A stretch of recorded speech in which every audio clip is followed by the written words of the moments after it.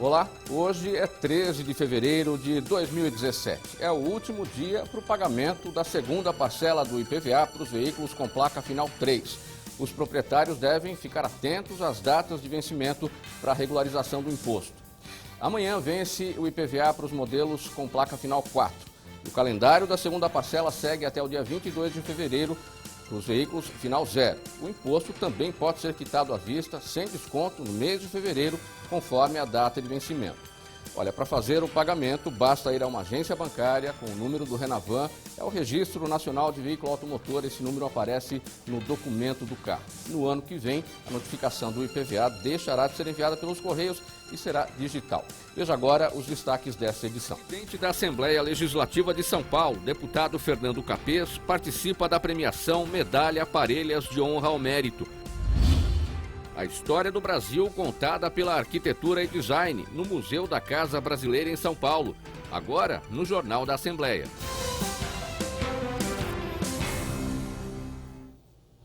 O presidente da Assembleia Legislativa de São Paulo, deputado Fernando Capês, participou da premiação Medalha Parelhas de Honra ao Mérito.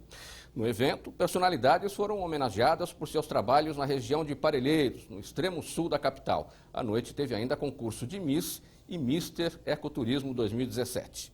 14 personalidades foram homenageadas nas áreas de saúde, educação, turismo, empreendedorismo, segurança, comunicação e liderança. Nós otimizamos os recursos, redistribuímos as pessoas e conseguimos acabar com os processos que estavam parados, refletindo nisso com os professores trabalhando mais harmoniosos, porque as suas vantagens eram concedidas. Resolvemos a questão das aposentadorias, quinquênios e etc. E fizemos também a gestão participativa. A nossa ideia é fazer com que Parelheiros seja reconhecido como a pérola de São Paulo, em termos do meio ambiente. A gente trabalha muito com a população, né? A população sempre apoia a gente nas ocorrências, passando algumas ocorrências para a gente, né?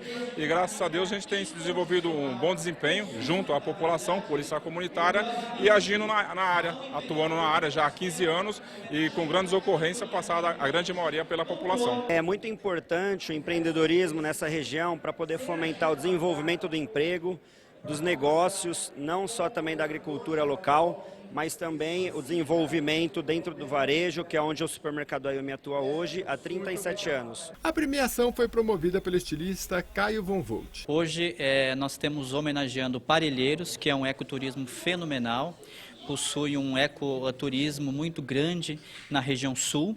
E também o concurso é para eleger um casal de embaixadores que vão durante um ano divulgar, orientar e as causas do meio ambiente. Após a homenagem às personalidades destaques em 2016, foi realizado o concurso Miss e Mister Ecoturismo 2017. Eles irão representar a causa ambiental em São Paulo neste ano. Os vencedores foram Lídia Colombo e Robson Menezes. Estou muito feliz, porque foi muito competitiva, né? Porque todas as meninas eram lindas, a gente não conseguia nos ensaios ou até aqui mesmo formar um top 3, porque foi lindo. Todas eram muito bonitas. Quero aproveitar ao máximo, poder me envolver mais nesse meio, poder me jogar mais, poder aprender mais com isso e, com fé em Deus, eu sei que vai dar tudo certo. O governador do estado de São Paulo, Geraldo Alckmin, foi representado pelo presidente do Parlamento Paulista, deputado Fernando Capês, do PSDB.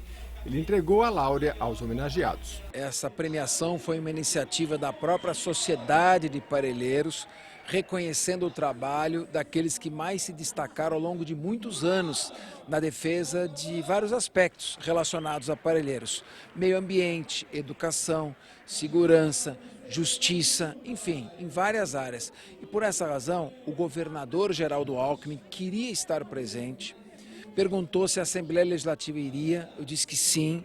Na qualidade de presidente, eu iria representar a Assembleia Legislativa do Estado de São Paulo e ele pediu que eu também o representasse.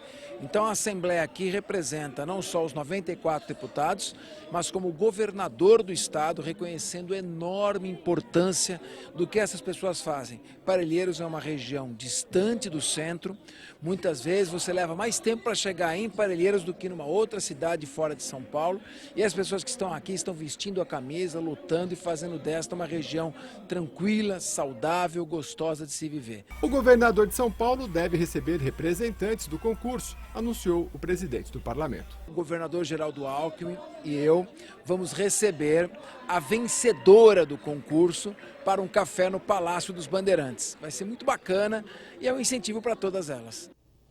A história do Brasil contada pela arquitetura e design. É o que você encontra no Museu da Casa Brasileira em São Paulo. O prédio abriga exposições permanentes e temporárias e uma delas mostra o trabalho de Carrilho da Graça, arquiteto português.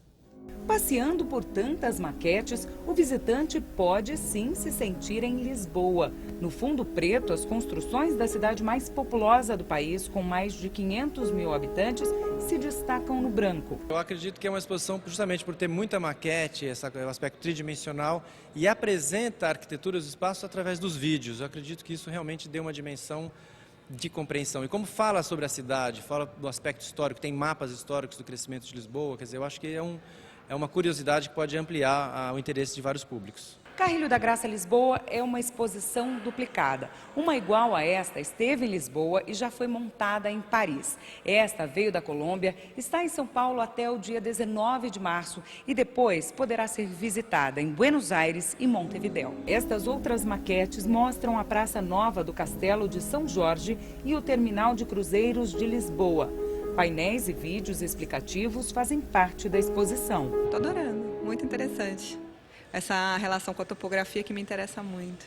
E o Museu da Casa Brasileira tem muito mais. Nós estamos no espaço do museu que era a biblioteca da casa dos antigos proprietários. É isso, Giancarlo? Exatamente. A antiga biblioteca do Fábio Prado e Renata Crespi, que habitaram essa casa e que cederam a casa para o Estado e que hoje mantém o museu aqui já desde 1972. A ideia dessa exposição é justamente tentar entender esta casa brasileira, que é uma casa brasileira bem específica, de uma elite, de uma certa época, para que o museu que dialoga e trabalha esses assuntos das maneiras de morar no Brasil mostrasse como é que era a vida nessa casa e como é que foi também a transformação do território onde ela está inserida e a importância do Fábio Prado como prefeito. A gente tem aqui várias obras, a própria finalização da construção do estádio do Pacaembu, viaduto do Chá, e tem aqui um aspecto que eu acho importante de se lembrar, que o Fábio Prado foi que criou o Departamento de Cultura, que foi a primeira Secretaria de Cultura do município de São Paulo. E chamou para dirigir ninguém mais do que o próprio Mário de Andrade, que isso também foi um gesto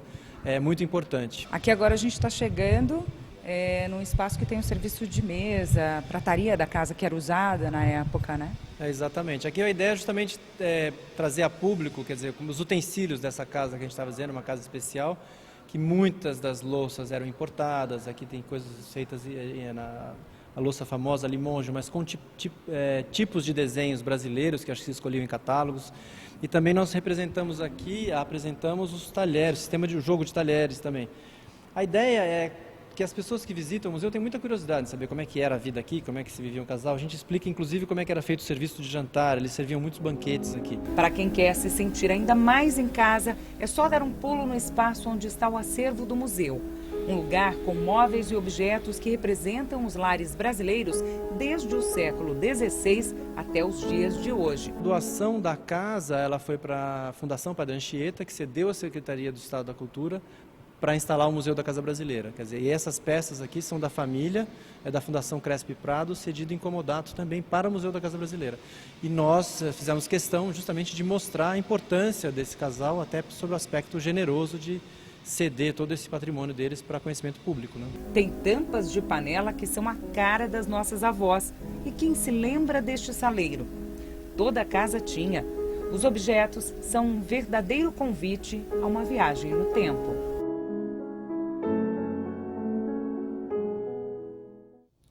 A Oficina Cultural Oswald de Andrade está com uma programação especial para esse mês de fevereiro. Fica lá no centro de São Paulo, no bairro do Bom Retiro. Quem tem as informações de lá é a Priscila Silvério. Conta pra gente, Priscila.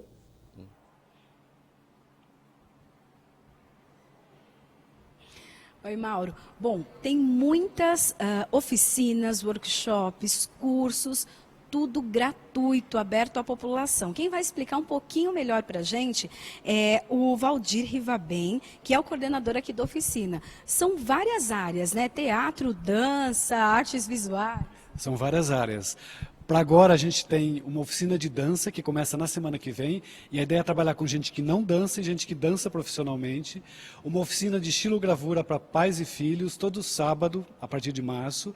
E também tem uma oficina para professores, onde os artistas vão ensinar técnicas de teatro para a sala de aula, né? Esses são apenas 3 que eu te falei agora, né, mencionei, mas tem mais no site, né, que é só acessar lá www.oficinasculturais.org.br, e lá você tem toda a programação dos cursos que ainda estão com inscrições abertas. Hoje mesmo, agora mesmo, acontece uma de iluminação para cinema, né? Isso, iluminação para cinema e cênica também, seja para dança, teatro, ópera. Está acontecendo agora com a Aline Santini, que é uma iluminadora profissional premiadíssima aqui da cidade de São Paulo. E os cursos são gratuitos, vale a pena lembrar, né, que está acessível para todo mundo. Tem também fotografia, música. Fotografia, moda, porque a gente está numa região, né, do Bom Retiro, né, muito voltada para a moda. Teatro, né, além dos espetáculos, né, enfim, tem uma programação bem bacana aí que vale a pena o pessoal conhecer. Além disso, exposições. Além disso, 2 exposições. Essa que vocês estão vendo aqui, que é a imagem sitiada, e uma que a gente vai ver daqui a pouco, que é o Boca do Céu. Me fala um pouquinho dessa que a gente está mostrando um pouquinho para o público. Essa aqui é do Diego, é um jovem artista, e ele trabalha com a questão da violência nas grandes cidades, né? E aí ele pega cenas de motim em presídios, né? Cenas que chocam pela violência que a gente está tão vendo de forma tão assustadoramente hoje, né? E aí ele tenta fazer transformar isso numa linguagem poética, né? Aí trabalhando com escultura, né? Vocês vão ver algumas esculturas aqui, quadros, né? E às vezes até pegando as próprias manchetes de jornais e fazendo disso um mosaico, né? De uma forma artística. Quem pode participar das oficinas, workshops e também visitar aqui a exposição? Todo mundo, jovens artistas, estudantes de teatro, da dança, fotografia e o público em geral, né? Que, como a gente estava dizendo, a arte é para todo mundo, né? O objetivo das oficinas culturais é favorecer a linguagem artística para todo mundo. Tem uma idade restrita? A partir de 14 anos, mas tem essa que eu mencionei, que é para pais e filhos, né? E dá para trazer a criançada, né? Mas cada oficina tem uma classificação, né? Aí vale a pena também dar uma olhada no site, né? Porque tem 14, 16, 18, né? Enfim. Ok, muito obrigada pelas informações. O espaço é bacana, tem vários cursos, oficinas, workshops. Então, para você saber onde tem uma das 4 unidades que oferecem todos esses serviços, é só acessar o site oficinasculturais.org.br. Essa unidade aqui fica muito próxima às estações do metrô Tiradentes e Luz, e a Luz também é CPTM. Também tem uma outra unidade em Itaquera, outra na Barra Funda e uma 4ª ali na Coab Taipas, na Brasilândia. É com você, Mauro. Obrigado pelas informações, Priscila. A gente volta a se falar ainda nessa edição do Jornal da Assembleia, daqui a pouquinho, direto aí da Oficina Cultural Oswald de Andrade. E agora a previsão do tempo para amanhã, terça-feira. Em São Paulo, o sol aparece forte pela manhã e o céu fica azul durante todo o dia. A temperatura deve chegar aos 32 graus. Em Campinas, dia de sol forte e tempo aberto durante todo o dia. A máxima prevista é de 34 graus. Em São José dos Campos, também, dia ensolarado e aberto. A máxima deve alcançar os 34 graus. Em Sorocaba, sol forte na maior parte do dia. Os termômetros devem atingir os 32 graus. Em Ribeirão Preto, faz calor e o sol aparece durante o dia. A temperatura sobe, aumenta bastante, deve atingir a marca dos 32 graus. Veja a seguir, sabe aquele medo de parar no sinal vermelho à noite? Pois é, isso pode estar com os dias contados. A gente volta já.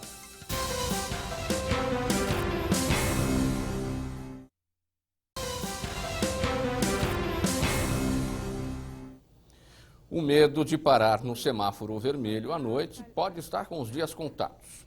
É que um projeto de lei prevê que os radares nos cruzamentos das ruas sejam desligados entre 10 da noite e 6 da manhã.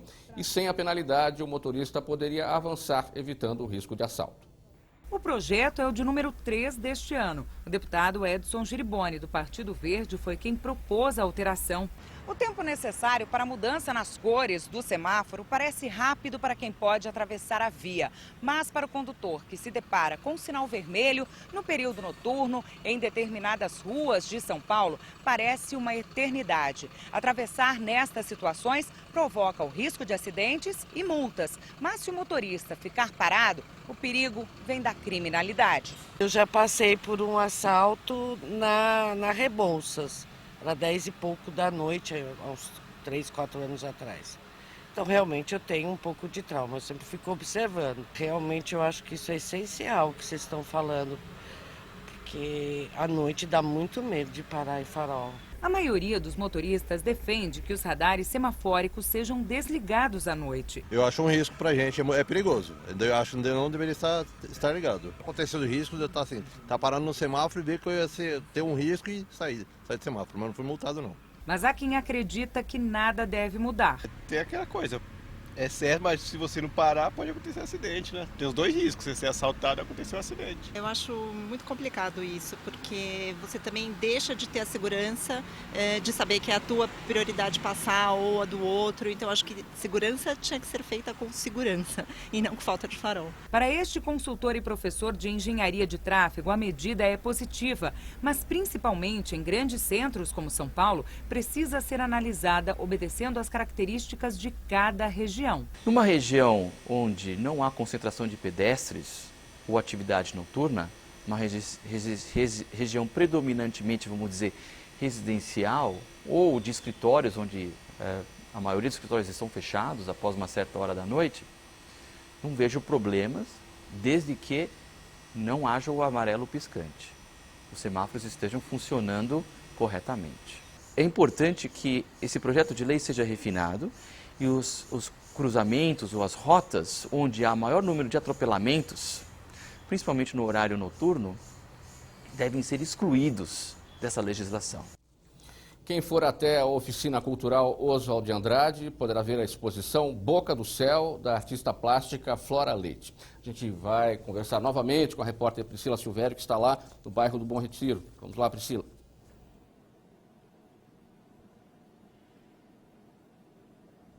O Mauro, é isso mesmo. Eu estou aqui com a artista Flora Leite, que vai falar um pouquinho para a gente, então, da exposição.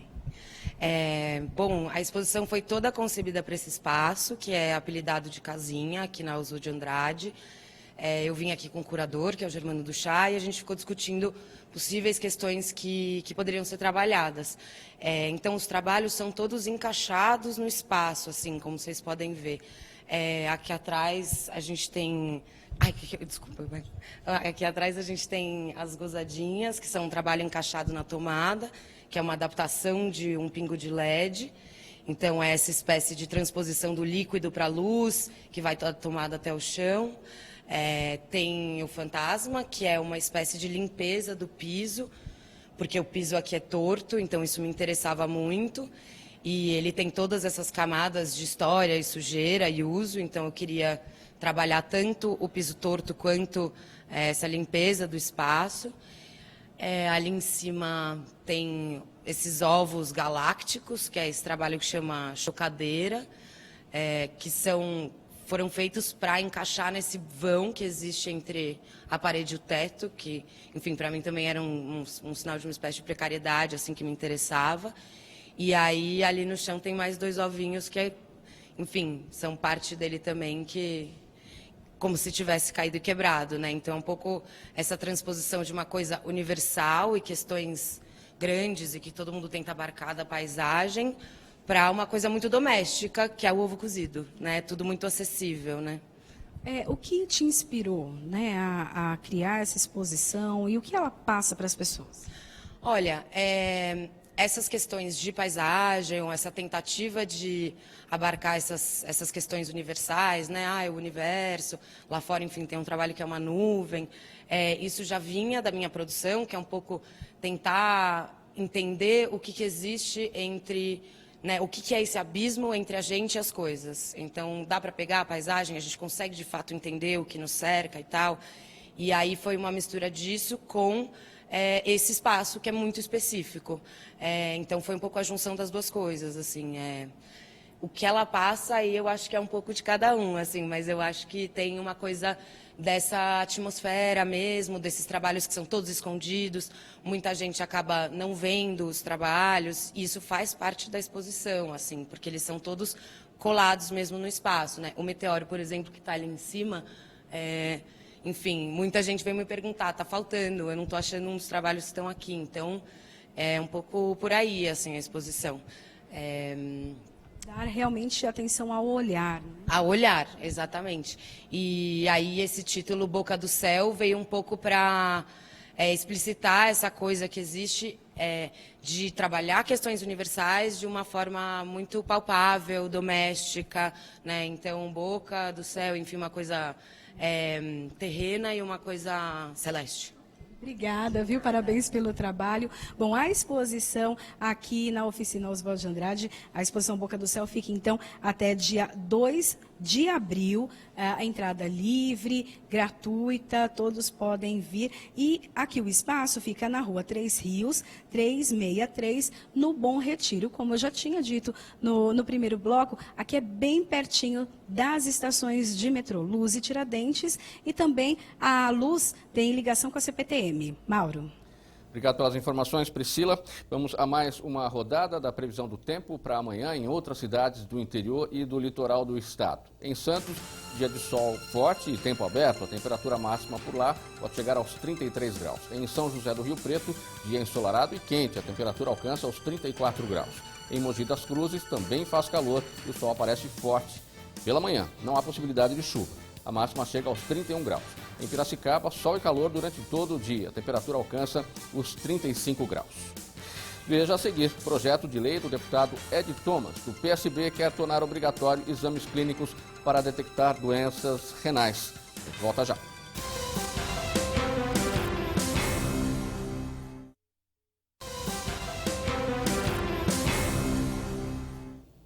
São Paulo responde por cerca de 25% dos transplantes de rins no Brasil. Em 2016, foram realizados 1.524 procedimentos desse tipo.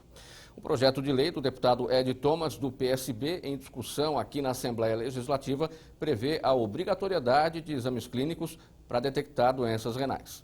Há 8 meses, o comerciante Paulo teve o diagnóstico de doença renal crônica. Ele faz parte das 120 mil pessoas que no Brasil atualmente passam por hemodiálise. Em média, 3 vezes por semana, eles ficam 4 horas ligados a uma máquina como esta, que filtra o sangue para remover toxinas e excesso de água. Estou vivendo do auxílio doença e praticamente a gente tem muita canseira, né? Quem passa por hemodiálise, em geral, está com os 2 rins comprometidos e precisa receber um novo, já que o órgão é vital. O rim, assim como todo o nosso organismo, ele envelhece, tem um processo de envelhecimento natural que qualquer indivíduo vai ter. Então, assim como o cabelo fica branco, a pele fica enrugada, o rim também tem o seu processo de envelhecimento. A maior preocupação da área médica em relação à função renal está relacionada a doenças que as pessoas podem ter e que fazem acometimento direto ao rim.